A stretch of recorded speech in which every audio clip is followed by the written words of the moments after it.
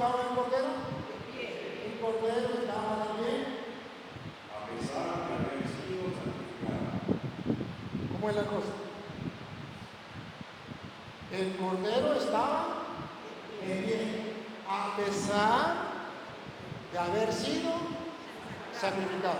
O sea que el cordero fue sacrificado, murió, pero resucitó. ¿De acuerdo? Y ojo, vi un cordero delante del trono que estaba de pie a pesar de haber sido sacrificado. De modo que entonces nosotros recibimos al Cordero de Dios que fue sacrificado, pero que resucitó, y nosotros comemos cuando comemos el pan y el vino. Está escrito en San Juan capítulo 6, versículo 56, dice que es la común unión. El que me come vivirá, él en mí y yo en él, porque Cristo no está muerto, está vivo. Segundo, el 57, dice el 57, así como yo vivo por el Padre, así el que me come vivirá por mí.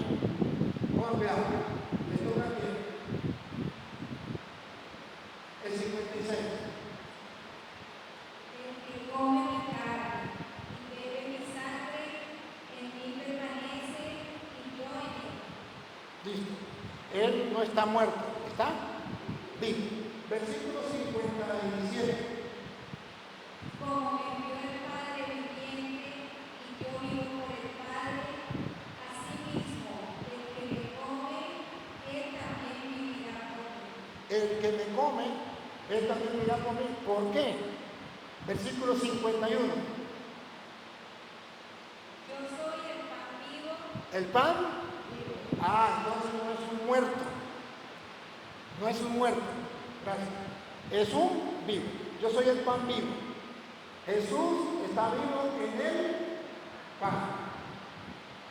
Es un cordero que a pesar de haber sido degollado está vivo. Ahora pregunto. Si yo lo agarro a él y pongo la sangre de allá y dejo la carne aquí, ¿este señor estará vivo o estará muerto? Muerto. ¿Está muerto? La sangre está allá y la carne está aquí. Si usted y yo recibimos a un Cristo en la Eucaristía vivo, no puede estar la sangre en un lado y la carne en otro, porque sería muerto. Por eso usted verá que teológicamente en todas las misas el sacerdote en la consagración hace la consagración y agarra y parte el pan. Parte el pan. Y ese partimiento del pan es muestra de que muere. Partimiento del pan. Pero luego agarra un pedacito de pan y lo echa en el cáliz. Y el sacerdote dice unas palabras que usted no escucha, pero que el sacerdote sabe lo que está diciendo y sabe qué es lo que dice. El cuerpo, que es el pan, el cuerpo y la sangre, que sería el vino, el cuerpo y la sangre de Cristo, unidos, lo vuelve a unir, porque vamos a poner un Cristo resucitado, unidos en este cáliz, sea para nosotros alimento de vida eterna. Entonces nosotros comemos en el pan el Cristo vivo, en el vino el Cristo vivo, se ha unido su cuerpo y su sangre en el pan y en el vino. Entonces usted puede comulgar solo con el pan o solo con el vino o bajo las dos especies, no hay ningún problema, porque Jesucristo está vivo en el pan y está vivo en el vino. No hay ningún problema. Puede comer, comulgar solo con el vino o solo con el pan, porque en el vino y en el pan está el cordero que fue degollado, pero que no está muerto. Está vivo. Su sangre no puede estar separado de su La carne. pregunta es ¿por qué el pastor sí y el pueblo no? Su pregunta es ¿por qué el pastor sí toma y el pueblo no? Sí, está buena la pregunta. ¿Por qué el pastor sí y por qué el pueblo no? Porque es más difícil encontrar vino para todos. Sí, es más difícil encontrar vino para todos. Y por el problema de 1 Corintios capítulo 11, versículo 19. Que la gente, como en aquel tiempo se le daba vino a todos, abusaban. Y escúchenlo, no lo digo yo. Para evitar eso, entonces solamente se le da al pastor y no a los demás. Para no caer en este problema. Ustedes pues se reúnen, pero ya no comen la cena del Señor, pero cada uno comienza sin más a comer su propia comida. Y mientras uno pasa hambre y el otro se embriaga. ¿Qué? Se embriagaban con el vino. Entonces, no reconocían que ahí estaba la sangre, el cuerpo y la sangre de Cristo, sino iban a tomar vino hasta embriagarse. Entonces la iglesia dice, no es que usted le va a dar vino para que se embriague, sino la gente tiene que ser consciente que va a recibir el cuerpo y la sangre de Cristo. Y como es más fácil, y ustedes no se dan cuenta que ¿por qué da uno a otro un pedacito de pan? Para que no cometan el error de ir a comer. Voy a llegar a mucho en la iglesia y voy a comer pan bastante hasta saciarme, sin importarme nada, como si fuera una comida normal. Ante esas exageraciones, la iglesia dijo, ahora la comunión será un pedacito de pan para que no haya abuso de que algunos coman de mula y otros pasan. Y un poquito de vino, ¿para qué? Para que nadie se embriague. Ahora, lo más lógico sería, si ustedes quieren que el sacerdote les dé vino, pues compren unas cuantas botellas y llévense el pan. Y no hay ningún problema. Incluso en Estados Unidos, vean las chicas, lo están haciendo. Hay gente que lleva bastante vino y entonces el padre, ¿qué hace? Si quiere vayan a visitar un día para que vean, llena varios cáliz con vino y reparte pan y vino para todos, porque hay platillo para comprar vino para todos. Siempre con el cuidado de que no se embriague. Pero no hay necesidad. Entonces, si esa persona quiere, pues se puede llenar, puede comprar varios botellas de vino y que va a ser muy difícil para la iglesia mantener tanto botellas de vino cada vez y que vaya gente que le guste bastante el vino. Por eso es que se hace. Pero la iglesia recomienda que en algunas ocasiones, Jueves Santo, se deba a la hora casi, aunque sea dejando la orden y el momento de oración también a las 2 especies para que haya eso que usted está pidiendo. A la otra pregunta. ¿Por qué oramos a santos y a María en vez de orar directamente a Dios? Sencillo. Los santos son personas que sirvieron a Dios, amigos de Dios, y que están viviendo junto a Dios y pueden rogar por nosotros. Y cuando nosotros le decimos a los santos, como la Virgen María, Santa María, Madre de Dios,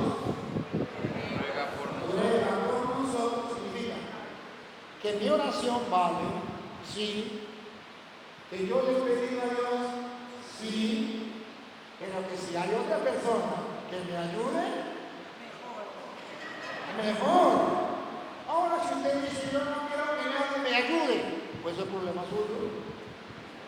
Pero yo que tengo un problema, le digo a mi mamá, mamita, mire, tengo un examen, voy a hacer un examen de a lo mejor el hígado. Y entonces estaba, no creo que tenga problema, ruegue por mí. Y voy y le digo a mi tía, mire, usted que es amiga de Dios, échame la mano. Y voy y le digo al obispo, mire, mi señor, tengo que ir a hablar. Ruegue por mí. No está mal, está bien. Pero ¿por qué no le pide a Dios? No le pide a Dios. Pero una empujadita, la rosca, yo no sé cómo dice usted aquí, una influencia de alguien que sabe de Dios, eso no está mal. A no ser que usted no crea que los muertos están vivos, como los santos. Que dicen, ¿para qué le vamos a pedir a la Virgen si está muerta y se acabó y no vive? Eso es otra cosa. Que sea protestante y no vea que esa persona está viva delante de Dios y puede rogar por nosotros, es un problema de ella. Pero nosotros creemos que si está vivo delante de Dios y son amigos de Dios, pueden rogar por nosotros. Eso no es ningún problema. Y pero le va a quitar la gloria a Dios. Entonces, ¿qué hace el pastor cuando ruega por los protestantes? Pastor, mire, tengo una enfermedad, vengo para que ruego. Señor, ¿le está quitando la gloria a Dios? ¿Por qué no le dice a los evangélicos, vaya, oren directamente a Dios y no vengan a decirme a mí que ore por ustedes? Más bien hasta por televisión, ponga la mano en el televisor que vamos a orar por ti. Pero primero deposite una cantidad de plata en el banco. Lo que vale para el pago, vale para la paga. Pero hay constancia en la Biblia de que yo puedo rogarle a la Virgen María, yo puedo ir a la Virgen María estando Jesús ahí. ¿Por qué si tengo a Jesús? ¿Por qué yo tengo que ir a la Virgen María? Oye, de lógica y razonable. Está Jesús y está la Virgen María. Yo necesito algo de lógica razonable, que yo tengo que ir a Jesús, que tengo que ir a la Virgen María. La Biblia dice que sí puedo ir a la Virgen María estando Jesús ahí. Y que la Virgen María puede rogar por mí. Está escrito en San Juan, está escrito en San Juan capítulo 2, versículo de 1 en adelante. Ustedes verán que estaba la Virgen María y estaba Jesús, pero la gente a Jesús no le dijo nada. Le dijeron nada. ¿Eso es por casualidad? No. Hay una razón teológica. Por eso llamo teología, para encontrar cuál es el mensaje que está detrás de este pasaje. Vamos, escucha. Al tercer día se hicieron unas bodas en Caná de Galilea, y estaba allí la madre de Jesús. ¿Quién es la madre de Jesús? La Virgen María. Adelante, que pase la Virgen María. Vamos a poner la silla aquí. Y fueron también invitados a las bodas Jesús y sus discípulos. A ver, adelante, Señor Jesús. La silla, Señor Jesús, allá. Y los apóstoles aquí. ¿Se están ubicando o no? Ahí está. Ahora, ¿a quién le van a pedir? Se supone que a Jesús, porque la teología protestante dice solo a Jesús, a María no. La teología católica dice a la Virgen María se le puede pedir y ella ruega por nosotros ante Jesús. No hay ningún problema. Vamos a ver qué dice el Evangelio. Y faltando el vino, la madre de Jesús le dijo, no tienen vino. No le dijeron nada a Jesús. ¿A quién le llegó el chisme de que no tenía vino? ¿A quién le contaron? ¿A quién le pidieron que le ayudara? A la Virgen María, pero no estaba Jesús ahí. Y los protestantes me dieron una razón teológica. ¿Por qué motivo? Esto es palabra de Dios. ¿Por qué motivo este pasaje de San Juan Evangelista, que es Evangelio de Jesucristo, ¿no? Evangelio, y en el Evangelio de Jesucristo dice que estaba la Virgen María y estaba Jesús, y llega y le dice a la Virgen María, y la Virgen María le dice a Jesús, y por cierto, Jesús hizo el milagro. Que porque estaban de la Virgen María dice, pero Jesús le dijo, a ti y a mi mujer, ¿qué? Va a llegar mi hora, la despreció. Sepan que el desprecio más grande que Jesús podía hacerle era no concederle el milagro. Para enseñarnos que a ella no se podía. Pues le pidieron a ella, pues que ella se la arregle. Yo no. Que todos los cristianos del mundo sepan que a mí es que se me pide, a mi mamá no. Que quede en Cristo, no les voy a hacer el milagro. No, mentira. El versículo 11 dice que sucedió el milagro. Este principio de señales hizo Jesús en Caná de Galilea y manifestó su gloria y sus discípulos creyeron en él. Hizo el milagro, manifestó su gloria y los discípulos creyeron en él gracias a la Virgen. Sus discípulos, no los evangélicos, los discípulos de Jesús, que somos los católicos, creyeron en él. Y manifestó su gloria, hizo el milagro, transformó el agua en vino, para mostrarnos a nosotros que la teología protestante no es bíblica, que la teología católica sí es bíblica, que sí hay razón por la cual la Iglesia Católica va a la Virgen María, incluso en la oración que decimos, Santa María, Madre de Dios, que estaba allá en la boda de Caná y rogó por ellos, ruega por nosotros, ahora y cuando la llegue la gloria. ¿La otra pregunta? ¿Qué le parece que un pastor católico bendiga fiestas como carnavales? Miren, hermanos, se ha visto de todo. Y tiene que haber de todo. El mismo Jesucristo tiene que haber de todo. De llano de decirle que muchos sacerdotes nunca tienen que bendecir a un hermano. Eso no se puede decir una cosa con nada. Tenemos que decir lo que es cristiano, buscar evangelizar, sí, buscar que las personas cambien, pero no podemos aplaudir el pecado. Si en nuestro trabajo caemos llenas, prostitución, mujeres mal vestidas, que a los pobres, hombres inocentes, tenían unos pensamientos que van en la cabeza, pero se encuentran con una mujer mal vestida por aquí y con una familia por aquí mostrando todo, y el hombre tiene que caer obligatoriamente en el pecado de la locura por culpa de la mujer. Y que venga el sacerdote y diga, yo bendigo todo eso. Venga, les doy un permiso.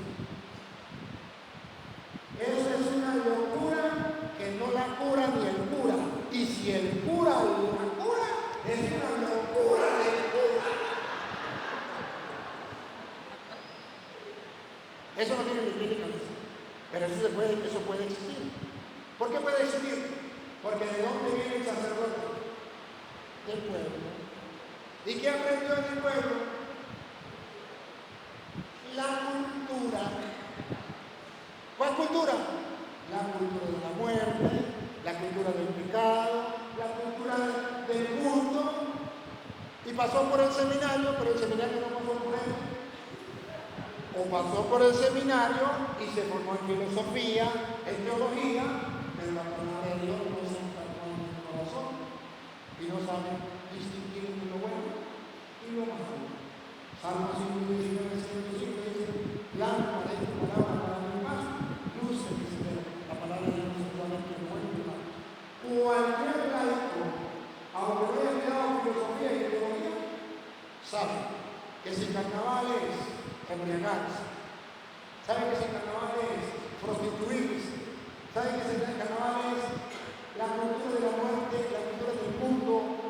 en contra del Evangelio, eso está mal. Si lo sabe cualquier laico, aunque no haya estudiado ni geografía ni geografía, que no lo va a saber un sacerdote, claro que sí lo sabe, pero puede ser que le vaya bien, o puede ser que también le gusta eso, porque también es humano y también puede gustar las cosas del mundo, y esa es la lucha que tenemos. Entonces, ¿qué hacer? ¿Criticar al sacerdote? No, yo le recomendaría orar por él. Segundo, hablar con él y decirle, hermano, nos parece que está mal. Y Jesús haría eso. No, Jesús no lo haría. Pues si Jesús no lo haría, yo tampoco puedo hablar. Pero tenemos que saber que en el mundo hay. Y luego le diré otro consejo. Mientras ese sacerdote estaba en el carnaval, miles de sacerdotes estaban celebrando la misa y estaban visitando al enfermo y estaban, ¿y por qué no miramos a ese? ¿Por qué solamente miramos a ese? Dice el Papa, los curas somos como los aviones. Si un avión se cae, eso es noticia. Pero millones de aviones vuelan y no se caen, y eso no es noticia. Entonces tenemos que estar claro que eso está mal. Eso no es correcto. Cuando usted sea cura, no lo haga.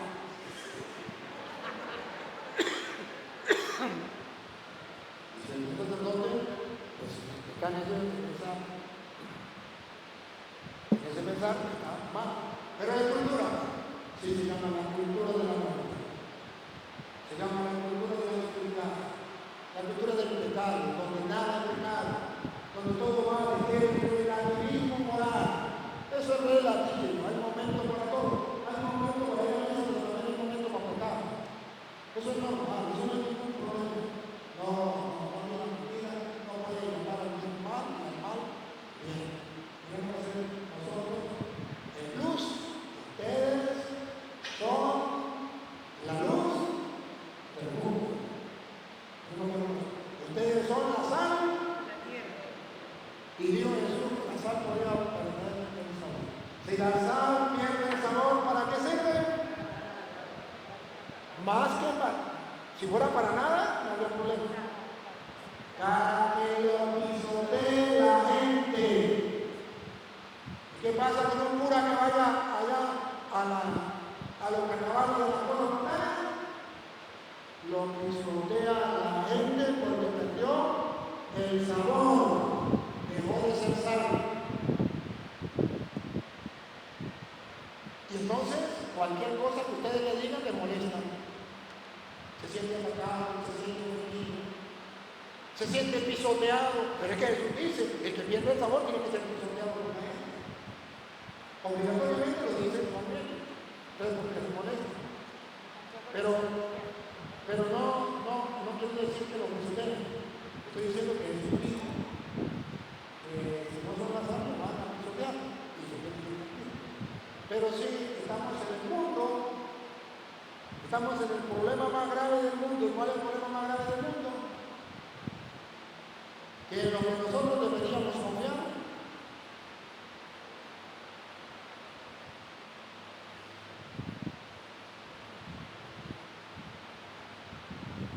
Ahí están haciendo la guerra. Señor, llega el momento en el que dice Jesús, cuando un ciego guía a otro ciego,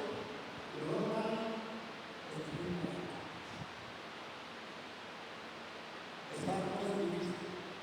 Porque antes usted decía, bueno, el sacerdote, cuando me diga el sacerdote, yo no creo ciegamente. Ahora usted tiene que ver y decir, usted tiene que leer la Biblia y mirar qué dice Dios, para que si el sacerdote dice, mire, usted puede abortar. Usted dice, no, la Biblia dice no matarás. No, muy sacerdote le respeto. Si el sacerdote dice, mire, usted es un hombre, le gustan los hombres, y con otro hombre, usted puede ir a misa, usted puede comunicar, no hay ningún problema, yo lo autorizo. Usted de una vez se da cuenta que ese sacerdote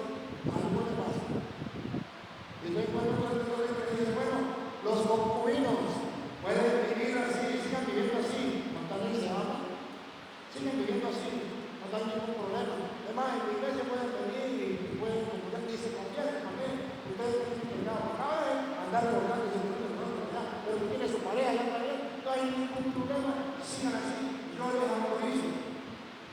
¿Y qué dice la Biblia? Huyan de la fornicación. ¿A quién le creo? ¿A quién le creo? Por eso yo les invito a ustedes a leer las Sagradas Escrituras. Y por eso les digo, si no leemos las Sagradas Escrituras, estamos perdidos. Estamos perdidos. Porque mire, y cualquier persona puede decir, no, pero qué mal está ir al carnaval.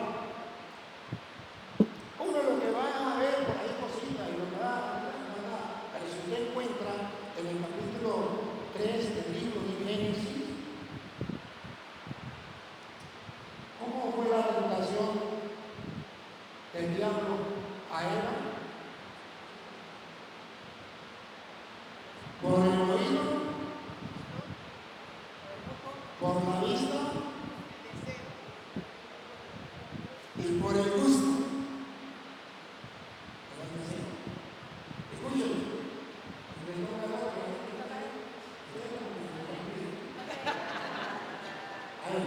Génesis 3:1. La serpiente era el más astuto de todos los animales. El diablo es astuto y le hace, el bueno de usted lo hace creer cosas que no son. Que Yahvé Dios había hecho, dijo a la mujer. La palabra, por el oído, dejó la tentación por el oído, dijo a la mujer. Es cierto que Dios les ha dicho, no coman de ninguno de los árboles del jardín. La mujer respondió a la serpiente, podemos comer de los frutos de los árboles del jardín, pero no de ese árbol que está en medio del jardín, pues Dios ha dicho, no coman de él y lo prueben siquiera. Aquí dice que por el oído comenzó, por la música, por las groserías, por los comentarios, por lo que la gente habla, de doble sentido, todas las cosas, entra. Por ahí comienza la tentación. Y esta mujer comienza a hablar con la serpiente. Y la serpiente dice, ay sí, Dios le prohibió que comieran todos los árboles. Eso es un Dios malo. Es un Dios malo lo que tiene. La mujer le dice, no, Él me dijo que no comiera de este árbol. Es que Él sabe que si usted come de eso, será feliz. La misma tentación. El diablo dice, ¿qué? Tanta importancia a eso. Más bien uno pasa un día feliz allá, comparte los amigos, se disfraza y disfruta. ¿Será como yo, muy feliz? Porque si lo hacen, morirán. Pero Dios dice que esto no se hace. Y cuando la resurrección no termina. La serpiente dijo a la mujer, no es cierto que morirán. Es que Dios sabe muy bien que el día que coman de él se les abrirán a ustedes los ojos.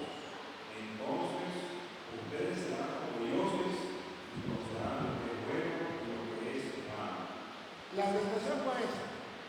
Pero es que Dios prohíbe eso. ¿Qué cuento? Dios no prohíbe eso. ¿Por qué usted no se va a permitir un gustito, un gustazo? ¿Por qué no se permite eso? Usted no va a morir. Es que Dios sabe que si usted se permite eso, usted no va a morir. Usted más bien va a disfrutar. Eso es estar en la moda, es estar actualizado.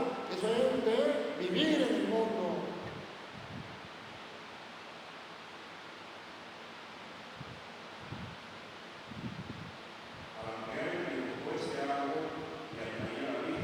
Ahí está el problema, el otro problema, la vista del carnaval. A ver, tape el oído la mujer.